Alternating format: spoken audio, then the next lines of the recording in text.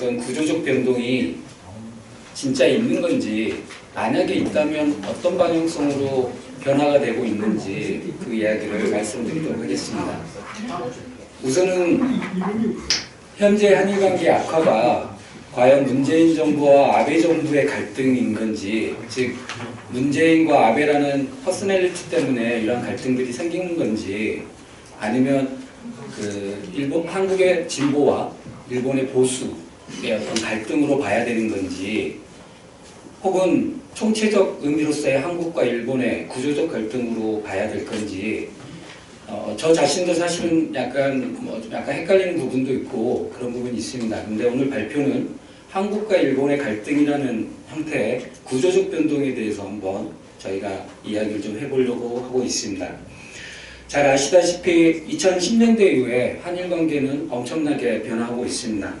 그래서 2011년과 2018년 한국 법원이 정치적 공간에 개입을 하면서 어떻게 보면 한일 간의 역사 문제가 구조적 변동에 접어들게 됐고, 그게 역사 문제로 끝나는 게 아니라 사실은 한일 소합협정이 중지가 된 적도 있고요. 그 다음에 최근에는 지소미아 연장 중지가 다시 풀리긴 했지만 안보 문제까지도 파급이 되기도 했습니다. 지소미아 이전에는 초계기 사건이라 해가지고 한국과 일본의 안보적인 갈등이 있었던 건 주지의 사실입니다. 그 다음에 이제 박근혜 정부 시대를 보면 대중정책을 둘러싼 엄청난 갈등이 있어서 일본이 한국이 중국에 경사하고 있다, 이런 프로파간다를 통해서 한국을 압박했던 적이 있습니다. 최근에는 문재인 정부 들어와서는 대북 정책을 둘러싸고 한국과 일본이 큰 갈등을 겪고 있는 거죠. 그래서 역사, 영토, 나중에 설명드리겠지만 영토, 그리고 안보 부분까지 한국과 일본은 그 이전에 경험하지 못했던 엄청난 수준의 갈등을 겪고 있다는 것만, 이게 과연 구조적 변동으로 봐야 되는 건지, 아니면 아까 말씀드렸던 것처럼 어떤 정치적 리더십 간의 갈등으로만 축소시켜서 이해를 해야 될 건지, 아니면 정치 체제 간의 문제로 이해를 해야 되는 건지, 여러 방면의 이해 방식이 있겠지만 저는 오늘 구조적 변동에 좀 초점을 맞춰서 이야기를 하도록 하겠습니다. 2010년이라는 게 동아시아의 어떤 권력구조의 변동이 아주 중요한 해였습니다. 잘 아시다시피 중국이 GDP 규모에서 일본을 역전을 했고요.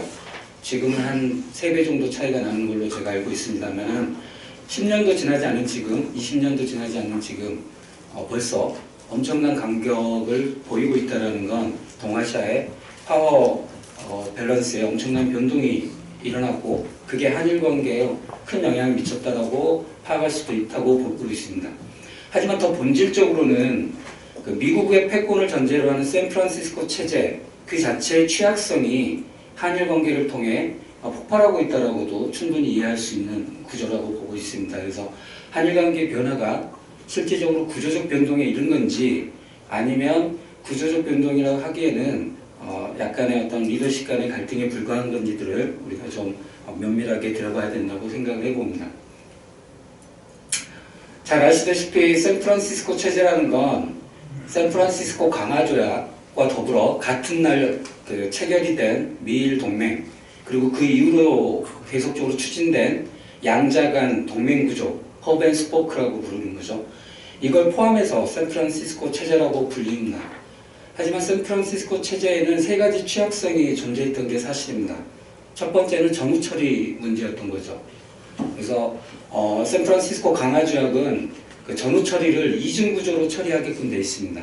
그래서 전승국에 대해서는 배상, 식민지 국가에 대해서는 청구권으로 전후 처리를 하게끔 규정을 두었고, 한국과 일본은 이 조약에 근거해서 65년 협정을 맺었던 게 사실입니다.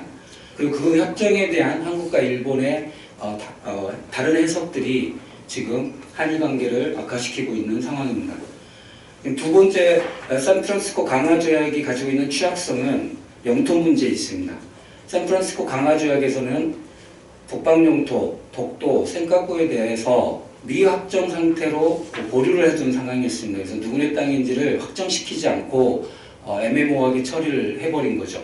그래서 그게 지금 동아시아에서 엄청난 갈등을 빚고 있는데, 그래서 많은 다른 연구자들이 말하기에는 이게 이제 에치슨 라인에 걸쳐 있는 그 영토 분쟁이거든요. 그래서 일본 그때 당시는 이제 보역 대립에 의해서 중립주의적 경향이 강했던 일본을 자유주의 국가로 묶어두기 위해서 의도적으로 일본 주변에 영토 분쟁을 심어두었다라고도 해석하시는 분들은 계십니다. 아무튼 어떠한 전략적 의도였던지 샌프란시스코 강화 조약은 영토 문제를 미확정 상태로 놔둠으로써 동아시아의 영토 분쟁을 발생시키는 근본적인 원인이 되고 있습니다. 또한 뭐 잘 아시다시피 허브 앤 스포크 시스템은 해양 국가를 중심으로 하는 자유주의 국가의 연대, 반공연대였고 실제 그 연대 대상이 됐던 그 공산주의 국가는 대륙에 위치해 있었습니다. 그래서 이게 우연찮게 지역적인 개념하고 엉키게 되면서 사실상 대륙과 해양의 대립 구도를 만들었고 반도 국가인 한반도가 그 대립 구도에 내재화된 공간이 되었습니다. 그래서 어떻게 보면 샌프란시스코 체제의 가장 투쟁적인 공간이 될 수밖에 없었던 구조가 있었던 거죠. 어떻게 보면 이제 이러한 샌프란시스코 체제의 취약성이 한일 관계 악화로 이제 나타나고 있는데 뭐 잘 아시다시피 지금 문재인 정부는 신한반도 체제 혹은 한반도 냉전 체제의 붕괴 이런 것들을 주장하고 있습니다. 사실 잘 알고 보면 깊게 들어가 보면 어떻게 보면 샌프란시스코 체제를 극복하겠다라는 무의식적으로 도전하고 있는 상황에 있다고 보여집니다. 반면에 일본 정부는 국제법을 준수하라라는 공식적인 주장을 하고 있고 그 이면에는 샌프란시스코 체제를 수호하겠다라는 체제를 유지하겠다라는 강한 의도가 자리 잡고 있습니다. 이렇게 함으로써 이제 한국과 일본의 갈등이 어떻게 보면 구조적 갈등으로 비화될 수 있는 여지가 아주 깊게 자리 잡고 있는데 저는 그래서 이제 그 샌프란시스코 체제의 어떤 취약성 세 부분을 나누어서 봄으로써 이러한 그 한일 관계의 어떤 갈등이 구조적 변동으로 봐야 되는 건지 만약에 구조적 변동이라면 이게 지금까지의 미국 패권 중심의 샌프란시스코 체제의 극복에 연결될 수 있는 건지 뭐 이런 것들을 좀 살펴보고자 합니다. 먼저 역사 문제를 보시면 강제동원 문제로 살펴보겠지만 아까 말씀드렸던 것처럼 샌프란시스코 강화 조약에 의하면 이중 체제, 즉 식민국가에 대해서는 배상이 아니라 청구권 문제를 해결하게끔 규정을 두었고 한국과 일본은 그걸 가지고 65년 한일협정을 맺게 됩니다.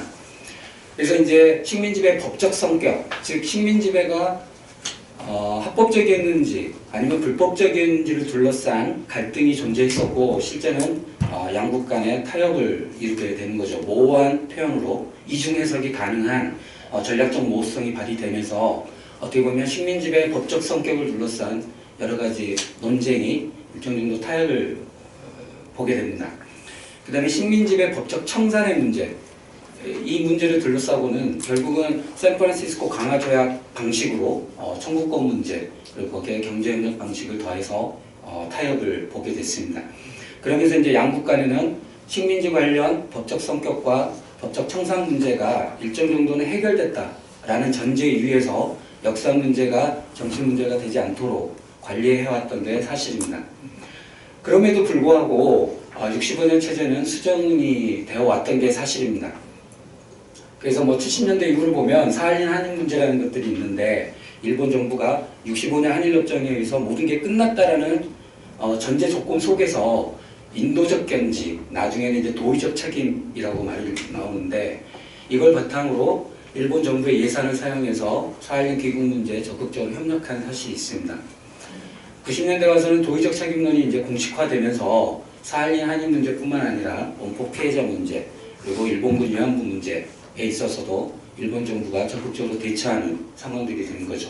즉 65년 한일협정에 의해서 모든 법적 청산이 끝났지만 도의적 책임이 있다는 것 논리 하에 일본 정부가 어느 정도는 대응해야 된다는 그런 논리가 형성이 되는 거죠. 근본적으로 65년 체제를 부정하는 건 아니었습니다. 일정 정도 수정이라고 봐야 되겠죠. 동시에 고노다마나 무라야마 담화를 통해서 공식적으로 식민지배나 혹은 식민지배 하에 있었던 다양한 문제에 대해서 사죄하고 반성하는 것들이 국가의 공식 문건으로 확립이 되어 갔습니다. 또 2010년에는 이제 칸다마라는 것들이 발표가 돼서 식민지배의 강제성까지 이제 암묵적으로 인정을 하게 됐습니다. 즉 식민지배는 한국민의 조선민 민중의 동의 없는 강압적인 협약이었다라는 걸 인정하게 된 거죠. 그러면서 이제 동시에 문화재의 인도가 이루어졌습니다. 제가 인도라고 한자로 별도로 썼는데 65년 청구권 협정에 의해서 문화재 반환 문제도 모든 게 해결이 된 겁니다. 따라서 반환이라는 단어를 쓸 수가 없는 거죠. 일본 입장에서는. 그래서 인도라는 명목하에 한국에게 한국의 문화재를 돌려준 적이 있습니다. 상당히 65년 체제를 유지하면서도 그 속에서 일본 정부가 해야 될 일들이 남아있다라는 인도적 도의적 책임론에 바탕을 두고 나름대로 노력한 흔적들이었다고 보여집니다. 그런 의미에서 65년 체제가 일정 정도 수정이 되었던 거죠. 하지만 여전히 65년 한일협정으로 모든 법적 청산이 끝났다라는 논리는 여전히 유지되고 있고 식민지배는 합법적이었다라는 주장도 변함이 없이 지금까지도 이루어지고 있습니다. 그런데 이제 문제는 2018년의 대법원 확정 판결은 이제는 이러한 65년 체제가 가지고 있었던 한국과 일본의 역사 문제를 관리하려는 했던 여러 가지 거버넌스 시스템이 이제는 더 이상 작동할 수 없게 되는 그런 상황에 직면하게 됐습니다. 2018년 대법원 확정 판결을 보시면 1965년 청구권협정으로 재정 민사상 문제는 해결이 됐다라는 걸 인정하고 있습니다. 그러나 불법적 식민지배에 기인하는 일본 기업의 반인도적 불법 행위에 대해서는 손해배상권을 인정하고 있습니다.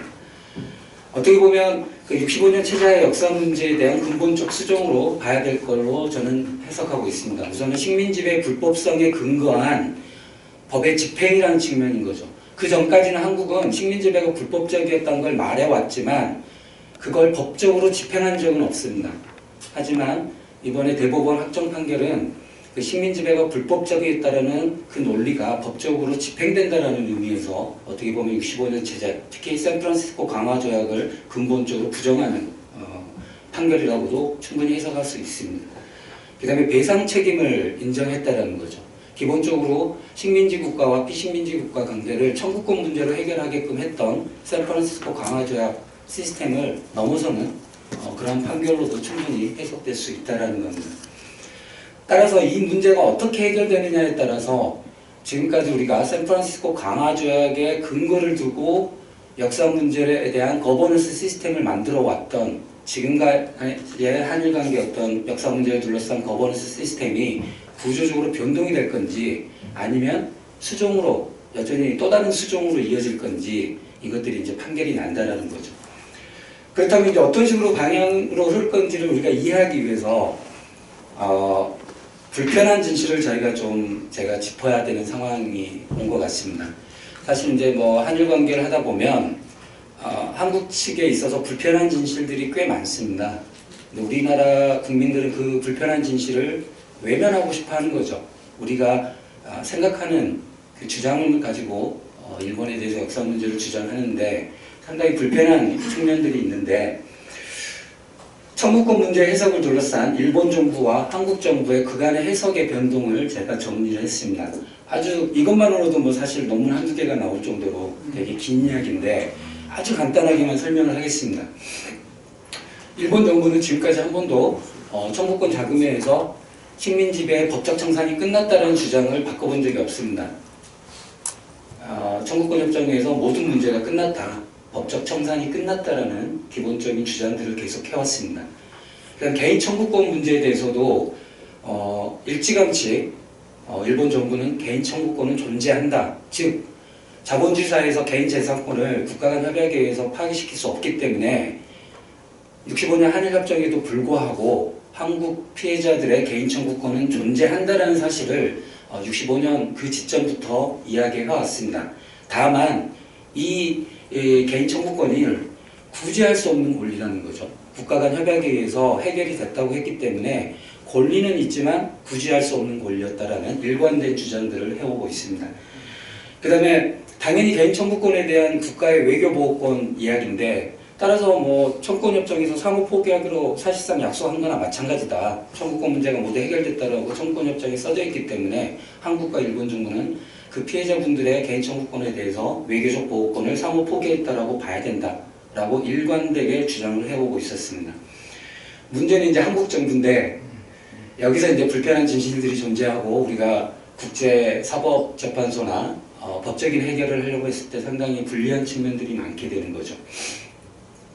한국 정부는 처음에는 이제 우리가 청구권 협정에서 받은 돈이 실질적 배상이다 라고 해석을 했습니다. 그래서 국회에서도 발언을 했고요. 하지만 이제 공식적으로는 청구권 협정이라는 게 샌프란시스코 강화조약에 나와 있듯이 식민지 관련 재정적, 민사적, 채권 채무 관계를 정리한 거다라고 해석을 하고 있습니다.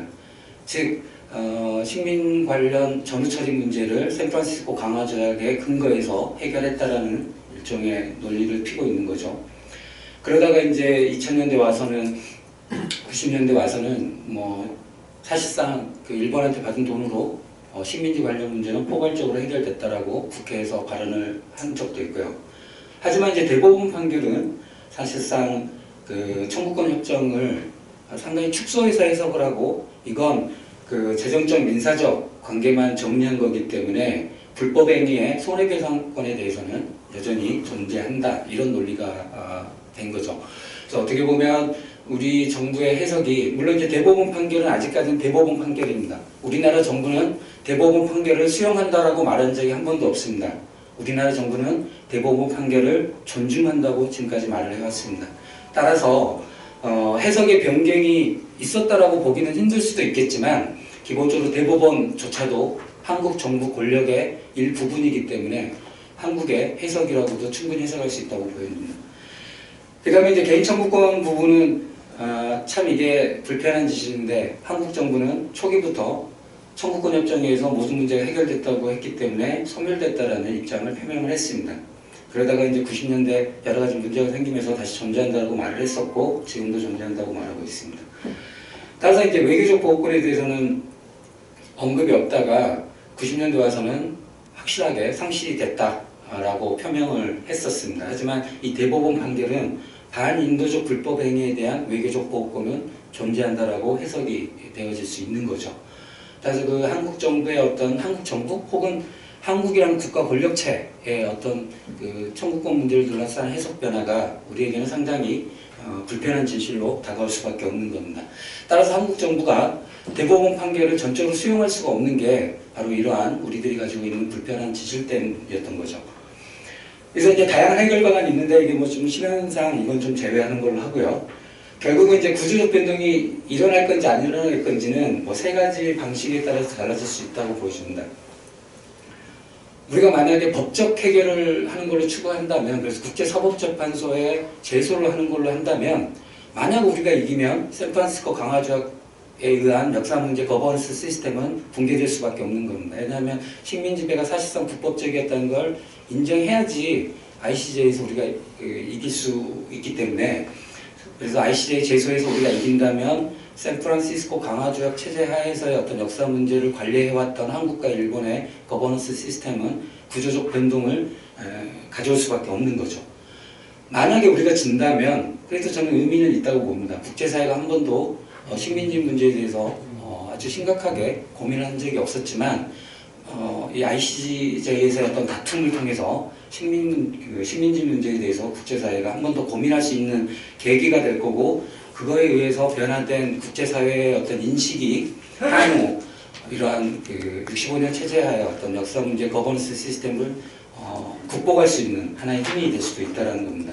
하지만 이건 뭐 한국 국민도 반대하고 있고 한국 정부도 반대하고 있어서 현실적으로는 좀 힘든 부분이고요. 두 번째는 제가 벽을 친 정의라고 이야기를 해봤는데 지금 문재인 정부의 기본적인 역사 문제에 대한 정책입니다. 그래서 뭐 일본군 위안부 문제를 보시면 국내적으로는 정의를 세우는 거죠. TF팀을 만들어서 사실상 합의가 정당하지 못했음을 드러내서 국내적으로 2015년 한일 위안부 합의를 무효화시키고 재단을 해산하는 겁니다. 하지만 그 정의를 수용할 수가 없는 거죠, 일본이. 아직까지는 일본 사회가 그 정의를 수용할 만한 정신적 여력이 없기 때문에 따라서 그 정의로운 파국을 막기 위해서 일본에 영향이 없도록 벽을 치는 겁니다. 그래서 재협상이나 파기가 없다라는 걸 명언하고 일본 정부가 추가적 조치를 하면 환영하지만 그걸 요구할 생각이 없다라는 걸 일본 정부에게 명확히 전달하고 있습니다. 똑같이 강제동원 문제에 이 방법을 사용한다면 한국 정부가 대법원 판결을 존중하는 게 아니라 수용을 하는 거죠.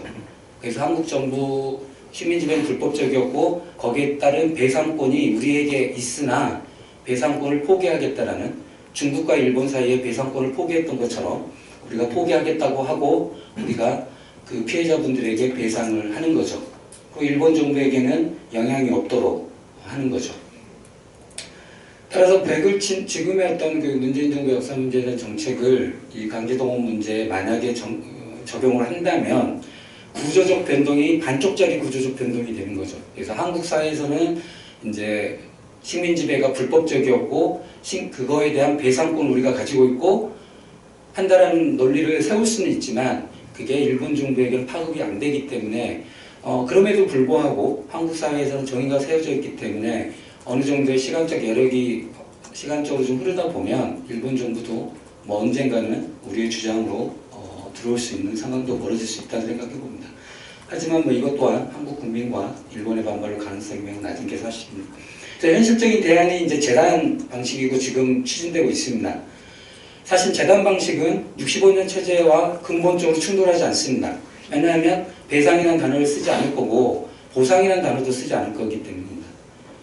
따라서 어떻게 보면 이제 한국과 일본이 현실적으로 타협할 수 있는 유일한 방안일 수밖에 없는 거죠. 다만 이제 정치적 구조가 타협할 수 있는 정치적 구조가 만들어질 건지는 지금의 상황 속에서는 좀 어렵다는 생각이 들고 약간의 그 시간적인 그 갈등 속에서 양국 관계가 갈등의 국면을 좀 겪다 보면 이제 한국과 일본 정부가 이대로는 안 되겠다라는 판단이 선다면 결국은 재단, 기금 방식으로 저는 타협을 볼 거라고 보여집니다. 따라서 한일 역사 문제를 둘러싼 거버넌스 시스템에 있어서 근본적 변동은 오지 않을 가능성이 높다라는 게 저의 기본적인 판단입니다. 영토 문제는 제가 좀 시간이 좀 많이 쓰여질 것 같아서 현실적으로 지금 30분밖에 발표 시간이 안 되기 때문에 좀 생략을 하도록 하겠습니다. 이게 사실은 샌프란시스코 강화조약에 의해서 무질서의 공간이 된 바다에 한국과 일본이 나름대로 외교적 지혜를 발휘해서 좀 암묵적이기도 하지만 그리고 보이지 않는 룰에 의해서 일종의 거버넌스 시스템을 만들어 왔다라는 주장을 하고 있는 거고 구조적 변동이 일어날 건지에 대한 저의 판단은 현실적으로 구조적 변동이 일어나기 힘들다. 한국과 일본이 바다를 둘러싼 나름대로 안정적인 질서를 만들어 왔기 때문에 그 질서의 붕괴, 이건 사실상 바다의 어떤 그 엄청난 전쟁의 상황에 버금가는 무질서 상황이 벌어지기 때문에 지금의 그 거버넌스 시스템을 붕괴시키기가 힘들 거다. 따라서 저기 나와 있는 것처럼 해결, 즉 완벽한 질서와 무질서, 혼돈, 이 중간의 영역, 관리의 영역을 택할 수밖에 없다. 지금까지 그렇게 해왔다라는 주장을 하고 있는 겁니다. 그 다음에 이제 안보 문제인데 뭐 잘 아시다시피 일본과 한국은 냉전형 한일 특수관계를 형성했습니다. 뭐 어떤 학자는 유사동맹 관계다라고 주장하시는 분도 있고 그런데 저는 뭐 특수관계라는 단어를 좀 선호하는 편입니다. 그래서 직접 전선에 존재하는 국가 한국이죠. 그 다음에 일본은 일종의 후방 기지 국가죠. 이 둘의 특수한 연대, 미국을 중심으로 한 특수한 연대에 의해서 일본이 평화법을 가지고 있기 때문에 직접적인 안보 협력이 불가능하고 따라서 경제협력 방식으로 한국의 안보를 지탱하는 그런 구조를 만들어냈던 거죠. 그리고 일본의 어떤 군사적 역할은 한반도 유사시에 주일미군이 자유롭게 한반도에 전개할 수 있는 암묵적인 합의를 해준 것. 이게 이제 밀약이라는 단어를 요즘 와서 많이 쓰는데 한국조항이라는 말도 씁니다. 실제 일본 정부가 그거에 대해서 미국 정부에게 밀약을 했던 적이 있습니다. 그 다음에 한반도 해구산 확보를 위해서 일본 군사기지에 미군 기지에 미국의 핵이 반입될 수 있도록 허용을 했던 적이 있습니다. 그것도 밀약이 되어 있는 상황입니다. 그래서 전쟁이 터졌을 때 미국 핵이 일본 그 기지로 바로 들어올 수 있도록 하는 겁니다. 원래 일본은 비핵 사무직 국가이기 때문에 핵의 반입이 불가능합니다. 공개적으로는. 하지만 미국과 일본이 밀약을 맺은 거죠. 그래서 미국의 핵이 일본의 그 주일미군 기지에 반입할 수 있도록 해준 거죠. 다음으로 이제 뭐 잘 아시다시피 한미동맹은 기본적으로 전쟁 중에 만들어진 동맹이기 때문에 작전 통제권이 이양되고 한미연합사 사령부에서 보듯이 사실상 한국군과 주한미군은 일체화되어 있는 구조였습니다. 그리고 당연히 전선에 위치했기 때문에 육군 중심으로 미군이 주둔할 수밖에 없는 거죠. 반면에 이제 일본은 전선에 있는 국가는 아니었기 때문에 한반도에서 전쟁이 나거나 대만에서 전쟁이 나거나 인도차이나 반도에서 전쟁이 났을 경우 주일미군이 자유롭게 투사가 되어야 되기 때문에 해군 및 해병대 중심의 주일미군 구조를 가지고 있었고, 사실상 주일미군과 자위대의 상당히 느슨한 연대로 이루어졌던 그 동맹이었습니다. 그렇게 해서 주일미군과 주한미군의 유기적 연계가 한일 안보협력을 대체했던 상황이었던 거죠. 이게 어떻게 보면 이제 냉전 시기 한국과 일본, 미국을 둘러싼 안보의 어떤 삼각 시스템이었는데, 이게 이제 최근 들어와서 최근의 상황은 저는 아니라고 봅니다. 왜냐하면 박근혜 정부 때도 상당히 그 한국의 안보 문제를 둘러싸고 많은 갈등들이 있었기 때문에, 하지만 이제 진보의 한국에서 좀 더 두드러지게 나타나고 있다는 건 사실입니다. 우선은 한미동맹의 중립화 경향들이 조금씩 강화되고 있는 게 사실입니다. 한국이 이제 더 이상 전선국가가 되기 싫어하는 거죠. 그래서 전선국가의 대결 국가였던 북한하고 중국하고 사이좋게 지내려고 하다 보니까 한국에 주둔하는 주한미군의 성격이 상당히 애매모호하게 되는, 따라서 이제 한미동맹이 중립화의 경향으로 나아갈 수밖에 없는 그런 경향들을 보이고 있습니다. 또한 뭐 최근 뭐 작전 통제권의 이양 문제를 보시듯이 실제적으로 주한미군과 한국군이 하나의 군대로서 기능을 했었는데 이제 그 일체성들이 약화되고 있습니다. 동시에 이제 한국은 동맹과 대중관계의 균형성을 이게 이제 바로 한미동맹이 중립화되는 경향에 있다라는 근본적인 원인인데, 이게 이제 반드시 진보의 한국만 그런 건 아닙니다. 박근혜 정부 때도 나타났듯이 보수의 정부 또한 이걸 추진하지 않을 수 없는 상황인 거죠. 그 다음에 이제 일본에 대한 인식들도 상당히 바뀌었죠. 한반도 평화 프로세스에 일본이 방해만 하고 있다. 그 다음에 일본이 한반도 평화 프로세스에 적극적으로 변하게 하기 위해서는 미국을 움직이면 된다. 따라서 미국의 주니어 파트너인 일본은 미국이 변하면 자연스레 변할 거다. 뭐 이런 식의 논리가 한국 사회에 깊게 뿌리잡게 되는 거죠. 반면에 이제 보수 일본은 어떻게 보면 전선국가화하고 있는 상황입니다. 예전에는 이제 전선이 없었는데 최근에는 이제 센카쿠에서 사실상 중국과 일본이 전쟁을 할지도 모른다라는 상당히 우려가 나오게 되고, 그 다음에 이제 북핵 문제에 의해서 북한의 핵 문제가 일본에 위협이 된다라는 인식들이 강해지면서 이제는 그걸 전제로 안보 시스템을 만들지 않으면 안 되는 상황이 일본에게는 벌어진 겁니다. 일종의 전선국가로 탈바꿈하고 있는 상황인 거죠. 따라서 미일 동맹도 지금 바뀌고 있습니다.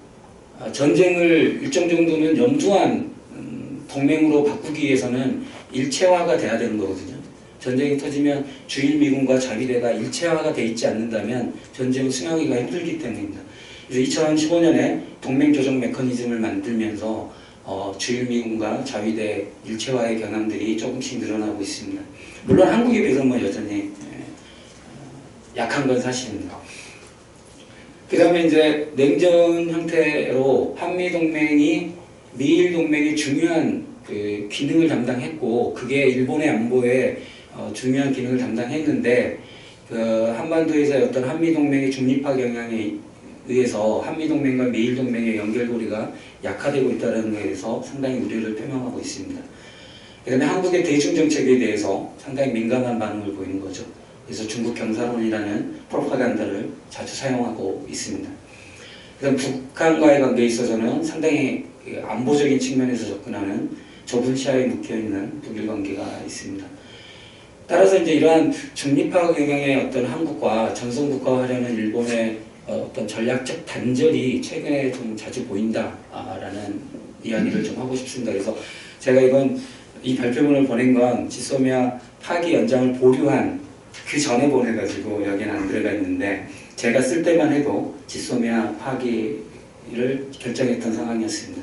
그다음에 한일 안보 협력들이 상당히 후퇴하고 있는 상황들이 한국 정부도 한일 안보 협력에 대해서 되게 껄끄러워하는 거고 일본 또한 그러한 한국과 안보 협력이 가능하겠느냐라는 상당히 의구심을 가지고 있는 상황에서 일종의 전략적 단절들이 조금씩 보여지고 있다라는 겁니다. 그럼에도 불구하고 저는 근본적인 구조적 변동은 일어나지 않을 거라는 생각이 좀 듭니다. 그 이유는 일본과 한국이 비슷한 문제의식을 가지고 있다는 거죠. 우선은 미국에 대해서 자국 우선주의를 표방하는 미국에 대해서 어떻게 전략적 자율성을 확보해야 될 건지, 그 다음에 중국 위협, 차이나 리스크라는 단어로 조금은 중국 위협이라는 단어를 순화시켜 봤는데 그 차이나 리스크를 어떻게 밸런싱하는 게 아니라 내재화할 건지 커미트먼트를 시킬 건지 이런 것들은 한국과 일본이 동시적으로 가지고 있는 문제의식입니다. 그래서 한국 사회에서 마치 일본이 미국의 주니어 파트너로 기능할 거다. 그래서 미국이 변하면 일본도 따라 변할 거고 일본은 무조건 미국만 따라갈 거다라고 주장하시는 분들이 많은데 그렇게 단순한 외교를 하는 국가는 아닙니다. 우리나라처럼 미국에 대한 불신감도 좀 있고요. 특히 트럼프에 대한 불신감도 좀 강하고 그렇다 해서 또 중국과 마냥 대결만 하는 국가도 아니고요. 지금 가장 중국과 우호적인 관계를 구축하고 있는 국가는 일본입니다. 그래서 생각보다는 일본 또한 한국처럼 미국과 중국 사이에서 어떠한 포지셔닝을 할 건지 상당히 고민하고 있는 국가라는 거죠.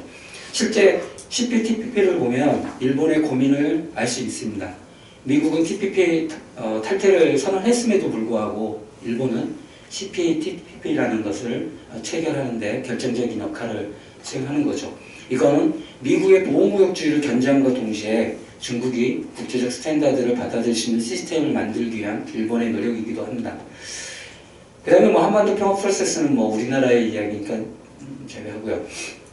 세 번째는 이제 일본 같은 경우 또 자유롭고 개방된 인도태평양 전략을 한국 분들이 많이 오해를 하시는데 사실 예전에는 좀 중국 위협에 대해서 밸런싱 하려고 하는 경향들이 좀 강했던 건 사실입니다. 하지만 지금은 전략이라는 단어를 뺐고요. 그 다음에 이제 구상이란 말을 쓰다가 구상이란 말도 쓰니까 동남아시아 국가들이 상당히 이게 또 중국을 밸런싱 하려고 하는 거 아니냐라는 의구심들이 생겨서 최근에는 아무 단어도 쓰지 않습니다. 그냥 자유롭고 개방된 인도태평양이라는 단어를 쓰고 있습니다. 그리고 중심 국가가 예전에는 인도하고 호주하고 미국하고 일본이었습니다. 그 그림을 보시면 일본 정부가 그 인도태평양 전략 그림을 그리는 걸 보면 제일 밑에 작은 글씨로 이 전략을 추구하기 위해서는 우호국인 인도와 호주, 동맹국인 미국과 전략적 협력 관계가 필요하다 이런 단어들이 들어갔었거든요. 근데 최근에 나온 그 그림을 보시면 그게 다 사라지고 작은 글씨로 동남아시아 국가가 가장 중요한 국가다라고 써져 있습니다. 그래서 예전에는 중국 견제 어떤 그 밸런싱 전략이었다면 지금은 ODA 중심의 동남아시아 중심 전략으로 재편되어 있는 상황입니다. 이건 아마 중국을 의식한 결과라고 저는 보여지고 있습니다. 그래서 이제 이런 식으로 이제 일본 또한 한국처럼 미국과 중국의 대립 상황 속에서 어떠한 포지션을 취할지를 고민하면서 다양한 외교적 실험을 하고 있는 국가이기 때문에 결국 한국과 일본의 어떤 외교 안보적인 협력이라는 게 충분히 구축될 수 있는 그런 내재성을 가지고 있고 충분한 희망을 잠재력을 가지고 있다라고 보여집니다. 따라서 샌프란시스코 강화조약에서는 약간은 좀 그 대결적인 구도로 해양과 대륙의 어떤 그 갈등 그리고 그 갈등이 반도 국가인 한반도에 내재화되는 형태로 샌프란시스코 체제가 만들어졌다면 이후 한국과 일본이 만들어낸 안보 협력 체제는 미중 대립을 동시적으로 고려한 그래서 미국의 일방주의도 견제하면서 동시에 중국의 위협도 막으려고 하는 형태로 가지 않을 건가. 그렇게 된다면 샌프란시스코 체제가 극복되는 게 아니라 어떻게 보면 보완이 될 수도 있다라는 생각을 하고 있습니다. 그래서 제가 이제 지금까지 역사 문제와 영토 문제와 안보 문제 이 세 가지 방식으로 한국과 일본의 관계에서 어떤 구조적 변동이 우리가 생각한 만큼 일어나고 있는 건지 겉으로 보기에는 엄청난 구조적 변동이 일어나고 있는 것처럼 보이지만 현실적으로 한국과 일본은 과거 엄청난 거버넌스 시스템들을 만들어 왔고 그 거버넌스 시스템들이 생각보다는 상당히 유효한 것이었다라는 거죠. 그래서 그 거버넌스 시스템에서 근본적으로 이탈하지는 않을 거다라는 생각을 해봅니다. 그런 의미에서 제가 처음에 한일 갈등을 과연 어떻게 이해를 해야 될 거냐, 문재인 정부, 아베 정부의 갈등, 즉 문재인과 아베라는 한 특수한 개인들의 어떤 퍼스널리티에 의한 갈등으로 봐야 되는 건지, 아니면 한국의 진보와 한국의 일본의 보수의 어떻게 보면 그 정치 체제적인 갈등 속에서 봐야 될 건지, 아니면 구조적 갈등으로 봐야 될 건지 이야기를 했었는데, 저는 좀 그러니까 첫 번째적인 측면도 상당히 많다라는 생각을 해봅니다. 그래서 정치 지도자의 어떤 그 특성, 이러한 것들이 현재 한일 관계 악화에 상당 부분 원인을 제공하고 있다. 따라서 지금의 한일 관계를 개선할 수 있는 여지가 충분히 있다. 리더십의 변화가 생긴다면 구조적인 변동이 아닌 형태의 얼마든지 지금까지 한국과 일본이 만들어왔던 거버넌스 시스템들을 최대한 활용하면서 새로운 한일 관계들을 만들어낼 수 있다라고 저는 좀 이해하려고 노력하고 있습니다. 그게 훨씬 더 어떻게 보면 현실적일 것 같기도 하고 훨씬 더 정책적 의미가 있을 것 같다라는 생각도 해봅니다. 그래서 결론적으로 다시 한번 말씀을 드리면 한일 관계의 어떤 구조적 변동, 우리가 생각한 만큼 한국 내에서는 뭐 상당히 일본의 어떤 무역 규제 조치 이후에 일본이 한국을 엄청나게 이제 미국이 중국한테 했듯이 우리한테 하고 있고, 그렇기 때문에 한일 관계 어떤 구조적 변동이 일어나게 되고 우리는 새로운 대일 정책을 만들어야 된다, 뭐 이런 식의 주장들이 많이 나오고 있는데, 이러한 주장을 하기 위해서는 진정한 의미에서 한일 간의 구조적 변동이 일어났는지 안 일어났는지, 그 형태는 어떠한 건지에 대한 좀 더 면밀한 분석이 필요하다라는 생각을 해봅니다. 그래서 저희 뭐 이 분석이 반드시 100% 맞다는 이야기는 아니고요. 어쨌든 저희 분석이니까 향후 토론 과정에서 좋은 코멘트를 통해서 저도 보완할 수 있다면 보완해 나가도록 하겠습니다. 네, 감사드리겠습니다.